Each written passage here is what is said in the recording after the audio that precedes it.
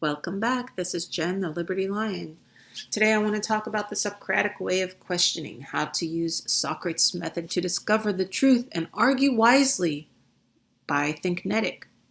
I don't receive compensation. This is for educational purposes. This is part of this channel's teaching effort. This book's available on Amazon, but may be available elsewhere. Choose where to buy, choose what to read for yourself. This is from a section of the book, and this section is who, what, where, when, why, and how. Cepharon, a friend of Socrates, asked the oracle of Delphi if there's anyone wiser than Socrates, to which the oracle replied there was not. Socrates did not accept this, and certain there was a wiser man in Athens, he set out to find him. So he began to ask questions of the elders, the statesmen, the teachers, and the politicians, or at least those of them who were thought to be wise and sagacious. In other words, the old men. His efforts to prove the oracle of Delphi wrong in itself was as unheard of, and impudence in Athens is what gave rise to the Socratic method of questioning. We must keep in mind that all Socrates wanted to do was establish the truth and hopefully find someone who knew more than he did. But we all know that your truth might differ from my truth. In addition, Socrates needed his questions to be understood, so he required a common understanding of what any given thing is. Instead, he found that commonly used words, terms, and actions did not mean the same thing to everyone. Let's look at an example. The differing answers to the question, what is justice? Capital J, justice is found in the preamble of the Constitution as well as in Article 3.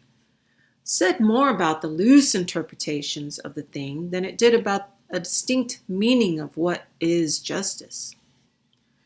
Person X might believe that justice is that when you get what you deserve, in which case, who decides what any given person deserves? Person Y might think it is defined in scriptural terms from one or another sacred book, that justice is an eye for an eye. This is a short step from justice equals retribution. Person Z might declare justice to be what is fair, what is ethical, and what follows natural law, in which case we now need to define natural law and fairness. As a result of the lack of agreement in common things, it became apparent that things need to be defined with greater precision. So Socrates began asking questions to establish definitions that held true under all conditions. His efforts to arrive at the truth embarrassed some people and created animosity and resentment among others, particularly the rich and powerful. However, one thing was clear. Definition is crucial to the Socratic method.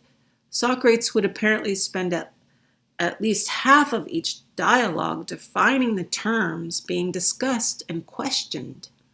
Plato's Republic, which is probably the most Socratic dialogue, spends most of its time in defining just one term, justice. Today we have easy access to dictionaries, either at home, in a library, or online, so you can quickly find a definition of justice or any other word. An ideal definition defines a thing in such a way that there can be no confusion or doubt about the meaning of it. Think of the word state in the Constitution. This begins with separating the nominal definition or the meaning of the word itself from the essence of the thing defined, for example, citizen.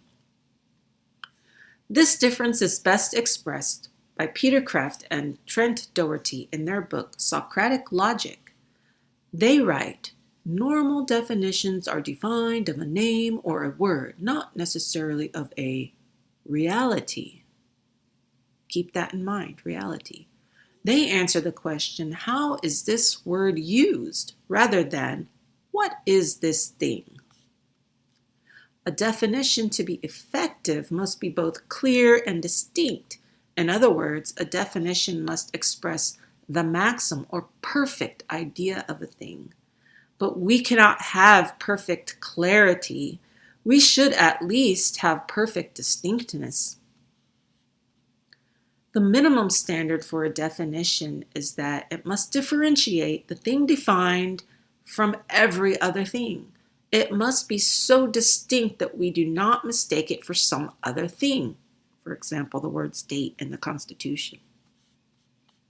By exploring the boundaries of a given issue and questioning assumptions, Socrates' method were a defining moment for words and terms. The Socratic way led to the establishment of universal rules for definitions.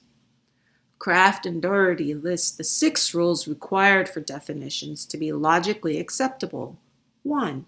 A definition should be coextensive with the thing defined, neither too broad nor too narrow. This is the most important rule as the hardest to obey. It concerns the extension of the term rather than the comprehension. 2. A definition should be clear, not obscure.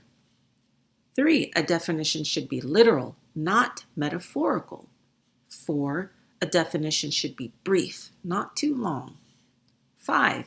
A definition should be positive, not negative, if possible. Only negative realities call for negative definitions. 6. A definition should not be circular.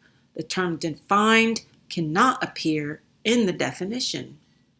An argument can be made for excluding Rule 5 as it follows both positive and negative definitions, in which case it is stated a preference instead of a rule.